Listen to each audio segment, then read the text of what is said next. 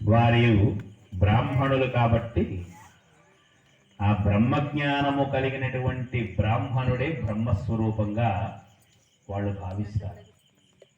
అందుకని ఆ బ్రాహ్మణుని సాక్షాత్తు బ్రహ్మస్వరూపం అని చెప్పి పూజిస్తారు. అంతేకాదు ప్రతి ప్రవచనకారుడు కూడా బ్రహ్మతో సమానం. ఎందుకు అంటే వేదాల్లో ఉండేటువంటి సారం, వేద మంత్రాలు అందరికీ రావు, అర్థం కావు. మంత్రం చదవడం వేరు, మంత్ర అర్థం తెలియడం వేరు. పిల్లవాడు స్కూల్కి వెళ్ళిపోతే జ్ఞానవంతుడు అవుతాడా? పాఠాలు అర్థమైతే అవుతాడా? లెక్కల మాస్టర్ లెక్కలు చెప్తారు, లెక్కలు రావాలిగా. తెలుగు మాస్టర్ తెలుగు చెప్తారు, ఆ తెలుగు పద్యం చదవడం రావాలిగా. ఎవడో చదివాట, రాముడితో పివరుండిట్లనియే రాముని తోక పివరుండు. రాయడం ఖచ్చితమే, ఎక్కడ ఆపాలి? రాముని తోక దగ్గర ఆపకూడదు. రామునితో కపివరుండిట్లనియే. కపివరుణ్ అంటే ఎవరు? సుగ్రీవుడు. రాముడితో కపివరుణ్ ఇట్లా అన్నవాడు రాసిందే చదివాడు. అంటే ఎక్కడ కామా ఉంది, ఎక్కడ ఫుల్ స్టాప్ ఉంది తెలుసుకోకపోతే అర్థం మారిపోతుంది. మన సుభద్ర 2 సార్లు సుభద్రే, కానీ మన సుభద్రకు మనసు భద్రమయ్యి ఆపడం అనేటువంటిది. ఇవి చెప్పిన వాడు నువ్వు చదివిన తప్పు కాదు, అందులో ఉన్న అక్షరాలన్నీ చదివావు. కానీ ఎక్కడ? వైజాగ్ వెళ్తా ఉంది నాన్ స్టాప్ బస్సు, ఎక్స్ప్రెస్. ఎక్కడ దిగుతుంది అక్కడ దిగాలి. రణస్థలం దిగవలసిన రణస్థలం, పారిశ్రమ దిగు పారి, ఎక్కడ దిగవలసిన అక్కడ దిగాలి. పడివేమన్నది పడివేము. కానీ వెళుతుంది అందరూ కూర్చుని పోతే ఎక్కడికి వెళ్తాం, ఎక్కడ ఆపాలి? ఆపడం ఉంటే ఒక దగ్గర ఉంటుంది. అది చెప్పేటువంటి వాడు ఉపాధ్యాయుడు. మరి అయితే ఈ జ్ఞానాన్ని అందించిన మరి గురువుకి ఏ స్థానం ఉంటుంది? ఇది బ్రహ్మస్థానం అన్నారు.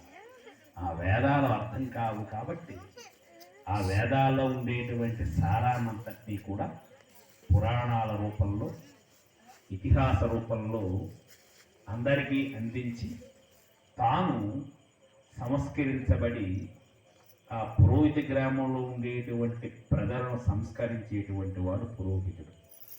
అందుకే కొన్ని విశేష కార్యక్రమాలు, కొన్ని సందర్భాలలో మనం అవి ఎలా చెయ్యాలి అనేటువంటి చెబుతాం. వేదంలో చెప్పింది ధ్యాయామి, ధ్యానం అన్నప్పుడు ఏం చేయాలి? నీళ్లు చల్లకూడదు, ఆచరణప్పుడు నీళ్లు తాగాలి. అది ఏమిటి? ఆ పదానికి కనీసం అర్థం. అందుకే చేసేటువంటి ప్రతి క్రియ మీద దృష్టి పెట్టి చెయ్యాలి. ముఖ్యంగా దీక్షలో ఉండేటువంటి భవానీలు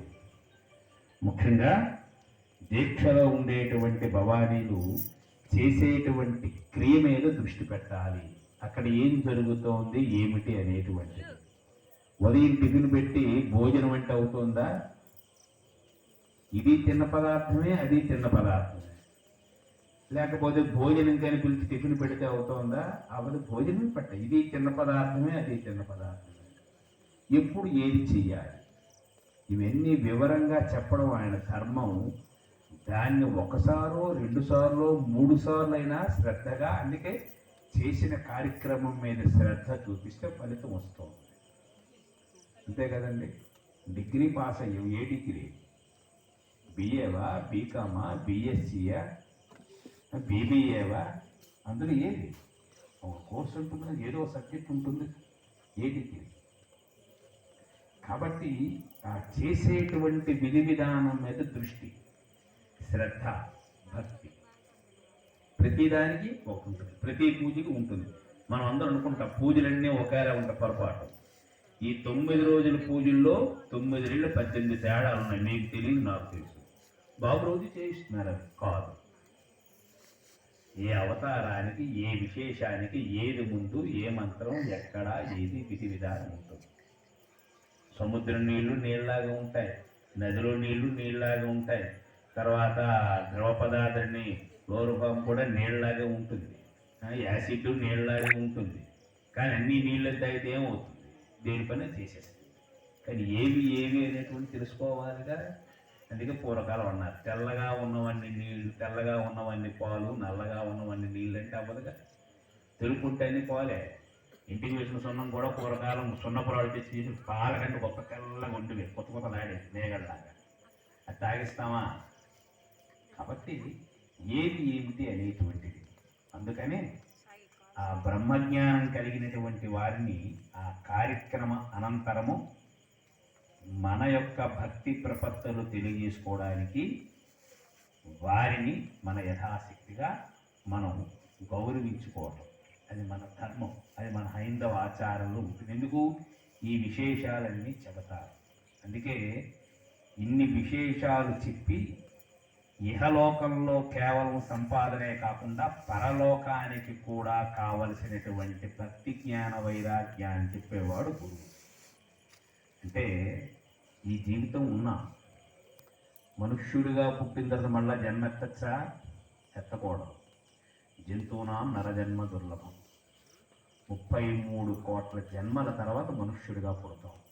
అంటే మనం ప్రతి ఒక్కళ్ళం ఇంతకుముందు 33 కోట్లు. ఈరోజు మనం అసహించుకునేటువంటి మన కళ్ళ ముందు ఉండేటువంటి చీమ, దోమ, కుక్క అన్ని జన్మలు ఎత్తి మనిషిగా పుట్టాం. మర్చిపోవద్దు, వేదంలో ఉన్నది. అందుకే అన్ని జీవులు చూడాలి. గాడిద, గుర్రం ఒకటి కాదు, ఎన్ని 72 కోట్ల జీవరాశులను అన్ని జీవరాశుల జన్మలు ఎత్తిన తర్వాత ఇక్కడికి వచ్చాం.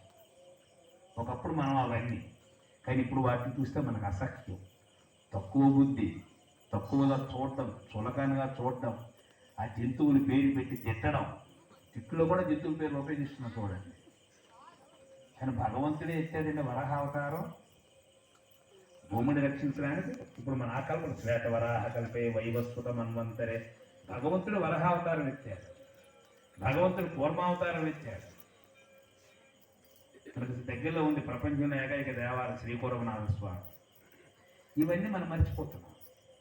అన్ని అవతారాలు ఉన్నాయి, అన్ని జీవులు